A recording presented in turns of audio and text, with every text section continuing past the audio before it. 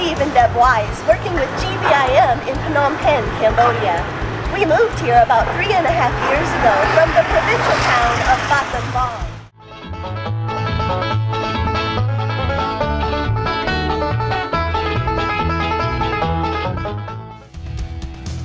Phnom Penh is the capital city of Cambodia.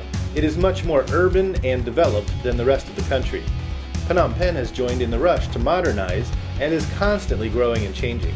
It's a lot different from the quiet rural setting of our previous 2 terms. I have a feeling we're not in Kansas anymore.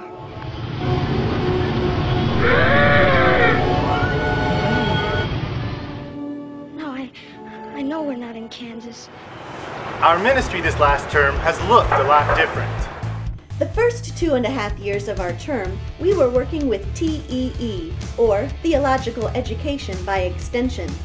We helped with administration and fundraising, graphic design and book publication, as well as lesson writing, translation, and editing.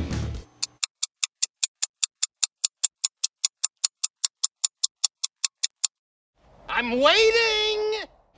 We were also able to provide discipleship and leadership training, building up other Christian organizations by teaching their Khmer staff about writing and graphic design, and of course, we did more translation and editing.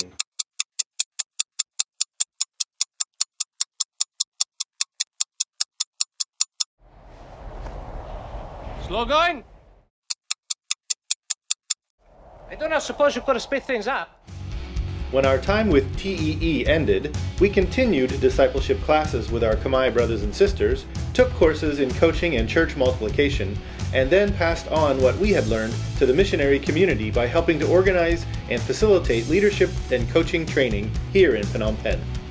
Steve has joined the executive committee of Jonathan Training, which teaches the principles of church multiplication movements, and they are now working to adapt that material for the Khmer church as well, which requires, again, a lot of translation and editing.